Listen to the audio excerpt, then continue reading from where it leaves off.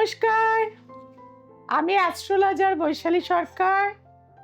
2026-এ আমরা প্রবেশ করে গেছি, আর 2026 যে প্ল্যানেটটি রোল করছে সেটি হচ্ছে কিন্তু রবি। আর রবির সাথে সাথে আরও দুটি কিন্তু প্ল্যানেট এই বছরে কিন্তু লিড করবে। একটি হচ্ছে কিন্তু বৃহস্পতি, আরেকটি হচ্ছে মঙ্গল।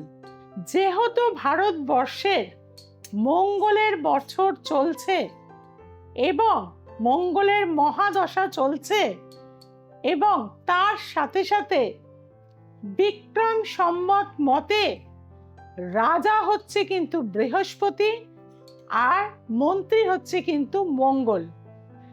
আজকে যে বিষয়টি নিয়ে আলোচনা করব সেটা হচ্ছে এই বছর কোন কোন রাশির জীবনেতে রিলেশন কারণে কিন্তু ঝড় উঠবে। আমি আগেও কিন্তু 2024-25 যে সমস্ত বছর গেছে যা যা আমার প্রেডিকশন ছিল, লাস্ট কিন্তু আমি প্রেডিকশন করে গেছিলাম যে জানুয়ারির 20 তারিখ থেকে ফেব্রুয়ারির 20 তারিখের মধ্যে প্লেন ক্র্যাশ কিন্তু হবে। এবং বন্ধুরা, খুবই দুঃখের ঘটনা, প্লেন ক্র্যাশ কিন্তু হলো। আমরা চাই না, কিন্তু প্ল্যানেট এই ধরনেই কিন্তু ইঙ্গিত দিয়ে থাকে। কাজেই 2026-এও বহু মানুষের জীবনে কান্না, ডিপ্রেশন, হতাশা এগুলো কিন্তু রিলেশন কারণে প্রবলভাবে আসবে। আমরা প্রত্যেকেরই কিন্তু প্রেমজ সম্পর্ক থেকে বিয়ের জায়গায় বা পরিণতি হচ্ছে কিন্তু প্রেমজ সম্পর্ক বা ভালোবাসার সম্পর্কে বিয়েতে সেটা পরিণয় পায়। কিন্তু বন্ধুরা, 2026 যেহেতু সেনাপতি হচ্ছে মঙ্গল, লড়াই, অর্থাৎ সেই লড়াইটা কিন্তু আপনাদের ঘরের ভেতরেও কিন্তু হবে। হাজবেন্ড এবং ওয়াইফের যদি মঙ্গল ডিস্টার্ব হয়ে থাকে জন্ম ছকে, মঙ্গল যদি রাহু স্টারে থাকে, মঙ্গল যদি শনি স্টারে থাকে, তাহলে কিন্তু আপনাদের জীবনে একটা ঝড় প্রবলভাবে আসবে। আর যারা মাঙ্গলিক দোষ যুক্ত রয়েছেন, হয়তো আগে ঠিক মতন কাটানো হয়নি বা পাপকর্তারই যোগের সৃষ্টি হয়েছে, তাদেরও জীবনে কিন্তু প্রবলভাবে, কারণ মঙ্গলের ট্রানজিটগুলো এই সময় কিন্তু যথেষ্ট ডিস্টার্ব আছে। বর্তমান সময়ে মেষ রাশির 10ম ভাবে কিন্তু মঙ্গল এক্সল্টেড অবস্থায় রয়েছে, কিন্তু একাধিক অগ্নি তত্ত্বের সাথে যেহেতু যুক্ত রয়েছে, অলরেডি আমরা কিন্তু প্রচুর অগ্নিকাণ্ড কিন্তু দেখতে পাচ্ছি। আর 27শে ফেব্রুয়ারির পর মঙ্গল কিন্তু চলে যাবে কুম্ভ রাশির ঘরে, রাহুর সাথে কিন্তু যুক্ত হবে এবং রবিও কিন্তু সেখানে পৌঁছে যাবে। যার ফলে কিন্তু কর্কট রাশি, মেষ রাশি, তুলা রাশি এবং কুম্ভ রাশি, এদের জীবনে একটা কিন্তু দাম্পত্য জীবনকে নিয়ে, বৃশ্চিক রাশি, এদের জীবনে কিন্তু একটা লড়াই, ঝগড়া, অশান্তি বা স্ত্রী চলে যাওয়া বা হাজবেন্ড বাড়ি থেকে বেরিয়ে যাওয়া, এইগুলো কিন্তু আমরা প্রবলভাবে দেখব। শুধু বিয়ের ক্ষেত্রে নয়, যারা ধরুন প্রেমজ সম্পর্কে রয়েছেন তাদের ক্ষেত্রেও আমি বলবো যে আপনাদের মঙ্গল যদি পাপ পীড়িত হয়ে থাকে, জন্ম ছকে বৃহস্পতির শুভ অ্যাসপেক্ট যদি আপনার 5ম ভাবে না থাকে, একাদশ ভাবে না থাকে, তাহলেও কিন্তু রিলেশনগত জায়গায় দীর্ঘ 4 বছর 5 বছর খুব ভালো রিলেশন ছিল, কিন্তু হঠাৎ করে ছেলেটি বা মেয়েটি আপনার প্রতি কিন্তু আকর্ষণ হারিয়ে ফেলবে। অনেকেই কিন্তু আমার কাছে অলরেডি চলে আসছে, তারা বলছেন খুবই একটা সুন্দর রিলেশন ছিল, কিন্তু হঠাৎ করে মেয়েটির মনে হচ্ছে সে অপোনেন্টের থেকে কোনো ইন্টারেস্ট পাচ্ছে না, বা এমনও হচ্ছে ছেলেটি এসেও বলছে যে আমি কিন্তু মেয়েটির থেকে আর কোনো ইন্টারেস্ট পাচ্ছি না, আমি কোনোভাবে নিজেকে তার সাথে মেলাতে পারছি না। এই জায়গাগুলো কিন্তু সৃষ্টি করে হচ্ছে কেতু। অর্থাৎ কেতু কিন্তু একটা রিলেশন বা সম্পর্কের জায়গা থেকে ছেদ এনে দেয়।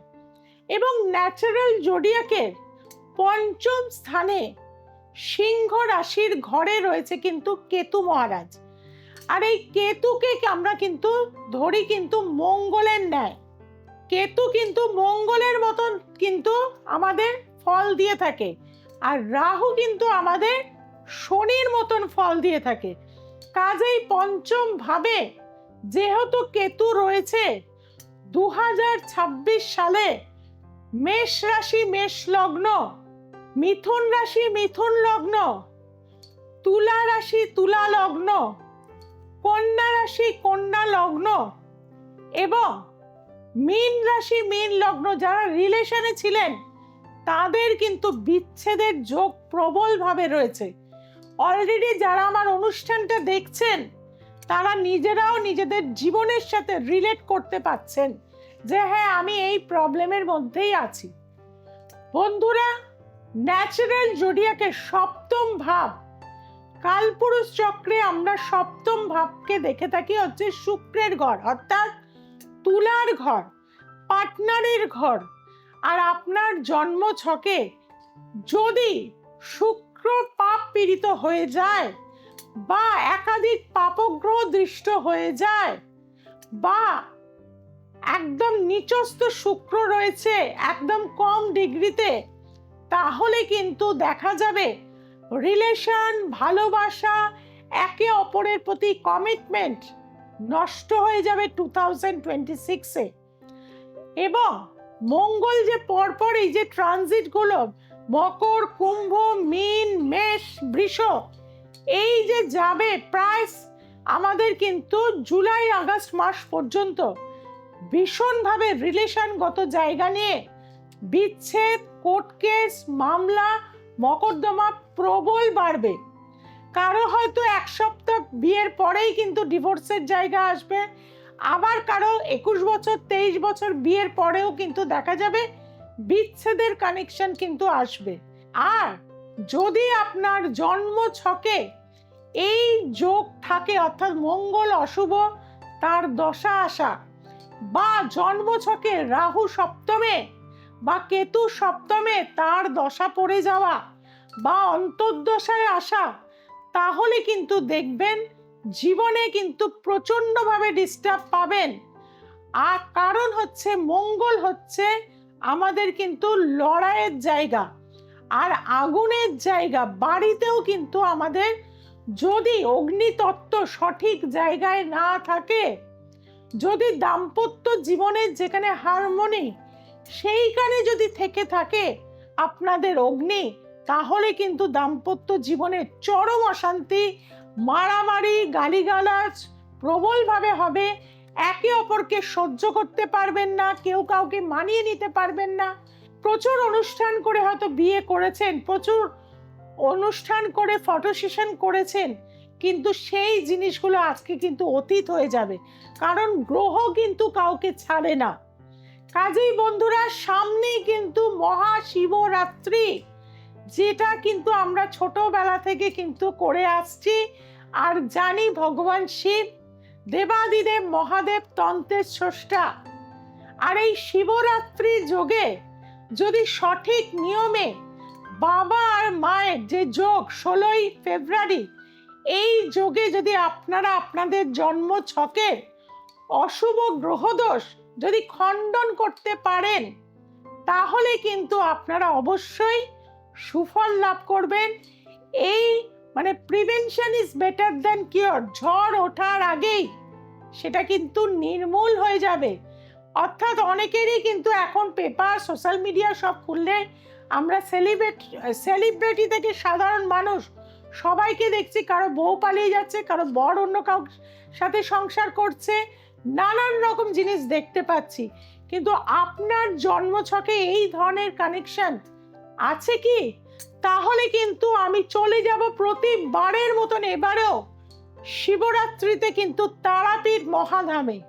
সেখানে কিন্তু সঠিক নিয়মে সঠিকভাবে দাম্পত্য জীবনের কিন্তু কিছু গুপ্ততন্ত্রের ক্রিয়া করে থাকবো। আর তার সাথে যাদের প্রেমজ সম্পর্কে বিচ্ছেদ হয়ে যাচ্ছে তাদেরও কিন্তু জোড়া লাগানোর কাজ বিশেষভাবে পুতুল তন্ত্রের মাধ্যম দিয়ে করে থাকবো। যারা দীর্ঘ 26 বছরও বেশি সময় আমাকে চেনেন জানেন, তারা জানেন যে কিভাবে আমি কাজ করে থাকি এবং প্রতিটি মানুষ কিন্তু আজকে আমার কাছে এসে ভালো থাকে, কারণ তারা জানে যে বৈশালী সরকার যেমন অ্যাস্ট্রোলজিটা পিন পয়েন্ট প্রেডিকশন করে, ঠিক একইভাবে তার প্রতিকার আপনাদের জীবনে কিন্তু সুফল দিয়ে থাকে। গ্যারেন্টিযুক্ত প্রতিকার আপনারা পেয়ে থাকেন, মানুষের জীবনে কিন্তু সমস্যা মুক্ত হয়। যারা চাইছেন 6290513152 অবশ্যই যোগাযোগ করুন। আরেকটি নাম্বার 8697339671। সোমবার, মঙ্গলবার, শুক্রবার এবং রবিবার রাত্রি ঠিক 9টায় দ্য এসেন্স অফ অ্যাস্ট্রোলজি দেখতে ভুলবেন না বন্ধুরা। আর আপনারা প্রত্যেকেই আমাদের পরিবারে কিন্তু একজন দ্য এসেন্স অফ অ্যাস্ট্রোলজির। তার জন্য কি করতে হবে? চ্যানেলটিকে সাবস্ক্রাইব করতে হবে, যে বেল আইকনটি রয়েছে তাকে প্রেস করে দিতে হবে, আপনার চেনা জানা বন্ধু বান্ধবের কাছে ছড়িয়ে দিতে হবে। আরেকটি কথা বন্ধুরা, এই সময় কিন্তু যারা এই মাসে দেখাতে আসবেন, সরস্বতী যন্ত্র বিশেষভাবে সরস্বতী পুজোয় ক্রিয়া করেছি, কিছু সংখ্যক আমার কাছে আছে। ইমিডিয়েট যারা বুকিং করবেন অবশ্যই পেয়ে যাবেন যতক্ষণ আমার কাছে থাকবে। কাজেই যারা দেখাতে চাইছেন, জীবনের সমস্যার সমাধান চাইছেন, একবার আসুন। যারা একবার এসছে জীবনে সফলতা লাভ করেছে, কাজেই সবাইকে বলবো ভালো তিথি, ভালো যোগ, ভালো নক্ষত্র, এই যোগে অবশ্যই ক্রিয়া করান। তন্ত্র মতে মানুষের জীবনে কিন্তু অবশ্যই সুখ, শান্তি, সমৃদ্ধি পাওয়া যায়। আজ এই পর্যন্ত। সবাই খুব ভালো থাকবেন, সবাইকে খুব ভালো রাখবেন। জয় তারা, জয় মা তারা, জয় জয় তারা, হর হর মহাদেব।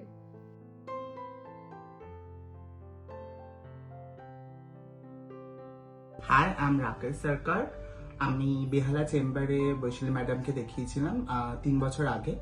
তো আমার গ্রাজুয়েশন যখন শেষ হয় তারপরে তো আমি আমার ক্যারিয়ার নিয়ে একটুখানি ওই সময় টেনশনে ছিলাম যে কি করব না করব, আমি ডিসিশন নিয়ে উঠতে পারছিলাম না। So on that time I came here. So after that ma'am suggest me that MBA will be suited for me.